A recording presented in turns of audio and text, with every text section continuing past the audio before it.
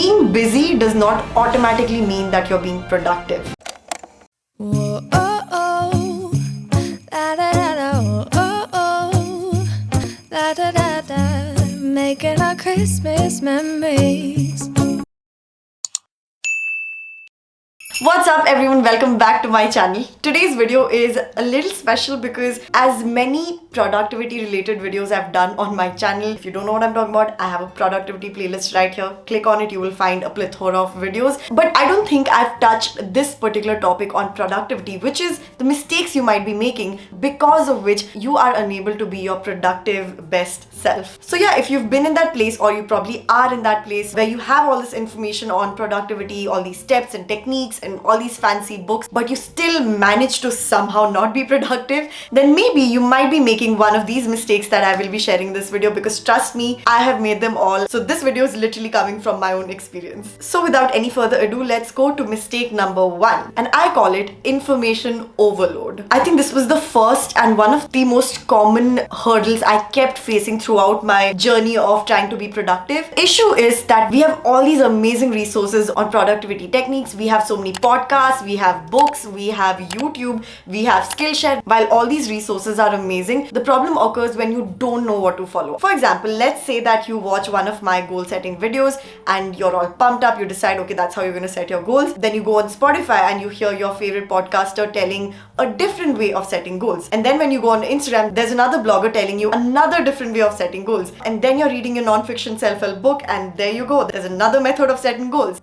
It actually tires your brain out and you don't even realize it. You end up not following any of the techniques properly. And I feel this is something that happens to most of us, where not just about goal setting, any topic under productivity, you have so much information about it from different resources to the point where you feel so overwhelmed and you don't even take that first step. Or even if you take that one step, you give up because, well, there's another person telling you something else, so you don't know what to follow anymore. So the solution is very simple. Fix on one method of whatever thing that you're searching for under productivity, whether that's time management, goal setting, planning, etc. I mean, the topics are endless under productivity. Your job is to simply fix on one. There's really no right or wrong technique. These are all different methods that work for different people. You of course have to do trial and error, and over time you will realize that one method that really works for you. Now, to get to that point, you have to clearly follow one method at a time. So when you know that one particular planning method is not working, you move on to the next one that you learned from another YouTuber, let's say. 2022 is right around the corner. I'm sure there'll be tons of information overload on goal setting, on New Year resolutions, creating your dream life. Don't follow each and everything of those. Just pick one video, pick one podcast, pick one favorite book of yours and follow that to the T and see how that works out for you. Don't complicate this more than needed. It really isn't. Just take it one technique at a time, one day at a time. Mistake number 2 is the thought process that it has to be perfect and you can't miss a single day. I remember beginning of last year, I was going through this phase where I guess there was a lot of information overload. I did not know what to do, how to figure out stuff. There were so many things out there. And on top of that, I could also see all these self-help productivity gurus having that perfect, flawless life, being the most productive a human being could be, having the perfect schedule, the perfect routine,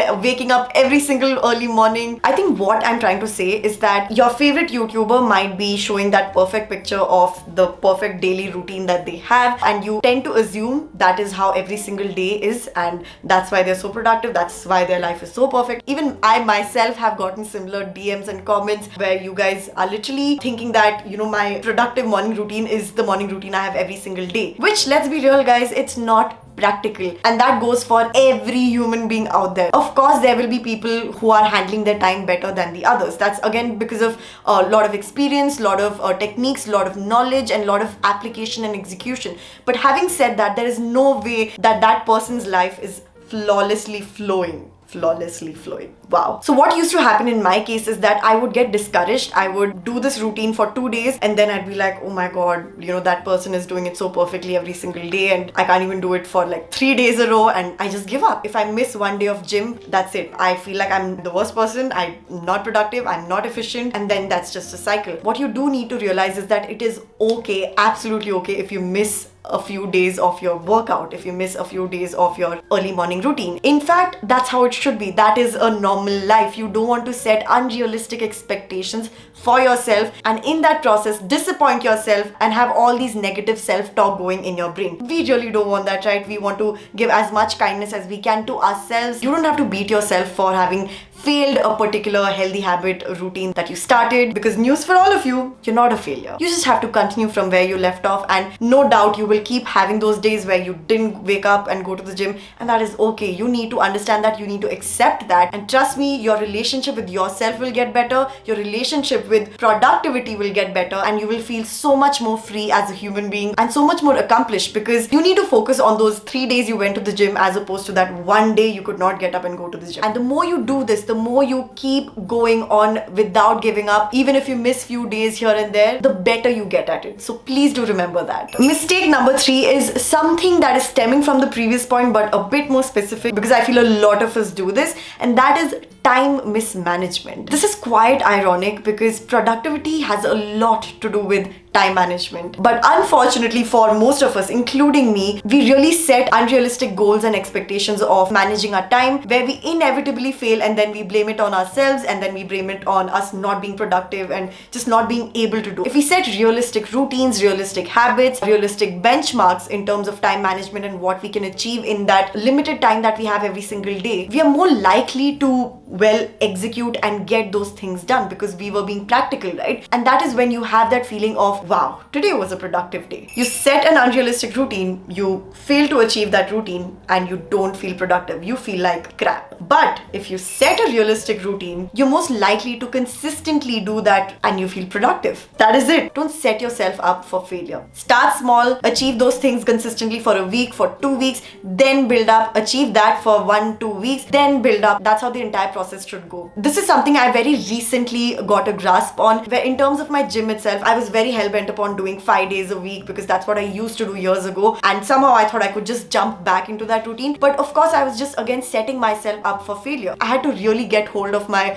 over-enthusiastic personality and set more realistic workout goals, like 3 days a week. That's how I began about 3-4 months ago, and once I did that consistently for a month is when I did 4 days a week. If I'm happy with this, if I'm comfortable with this, is when I will move on to my ideal 5 workouts a week routine. I feel when it comes to productivity, since I mentioned a huge part is about managing your time as well as you can, if you can tackle that in a smart way by not making the previous mistakes that I mentioned, then I can assure you your productivity game is going to skyrocket. So just with my example, you can apply it to anything and everything when it comes to your routine. Take it 1 day at a time, 1 week at a time, and I'm sure you will see results, because let's be real, that is what productivity is about. Which then leads me to my final mistake that most of us are guilty of, and that is a misconstrued meaning of productivity, or what being productive actually means. Here's news flash for all of you. Being busy does not automatically mean that you're being productive. Filling your entire calendar up with appointments, tasks, things that you have to do does not necessarily mean that you're being productive. How I see productivity is a combination of being effective and efficient. I did do a podcast for my channel members months ago, and I feel that I explained properly what being efficient and what being effective means. I learned that from the book 4-Hour Workweek by Tim Ferriss. I will put on your screen what exactly being effective and being efficient means. You can pause the video and read it and understand it for yourself. But yeah, if I have school and then I also have some work, I get 2 hours free throughout the day. Doesn't mean I'm going to fill up those 2 hours with all sorts of tasks to make me feel that I'm being productive. Instead of that, I'm just going to take 1 hour of that 2 hours and work on something that I've been wanting to work for a while. And that's going to be focused attention. That's going to yield you more results than the 2 hours of unfocused work. So yeah, those were the 4 big mistakes that I feel most of us have made. I hope this video helped you and these points resonated with you, and you could really figure out maybe here and there some mistakes that you might be making and how you can rectify it. If you did enjoy this video, please don't leave without giving a big thumbs up. It really helps my channel out, helps me out, and I would really appreciate the support. If you want to support me further, then you can of course subscribe to my channel, join the Meg fam. We are a positive worm community here of 60,000 people. Yes, we hit 60k. Ooh, I can't believe. And it's all thanks to you guys. If you also further want to connect with me, I do post daily content on my Instagram, so make sure you follow me there. And that's pretty much it. I will see you in my next video. Till then, stay happy, positive and blessed, and of course always be kind to yourself. Bye. Isn't this how it's supposed to be? Making our Christmas memories.